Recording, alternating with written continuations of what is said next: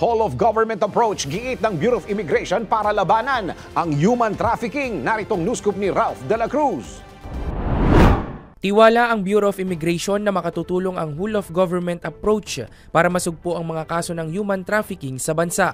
Iginiit ni Immigration Commissioner Anthony Viado na bagamat pinalalakas nila ang border control, matutugunan lamang ang problema sa tulong ng aktibong pakikipagtulungan ng mga lokal na pamahalaan at local law enforcement agencies na may saklaw sa mga lugar na ginagamit bilang iligal na daan para makalabas-pasok ng bansa.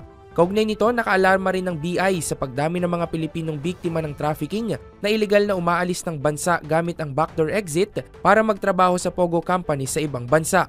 Samantala, muling pinapaalalahanan ng ahensya ang publiko na i-check muna sa mga website ng pamahalaan kung totoong recruitment agency ang mga nag-aalok ng trabaho na nakikita lamang online.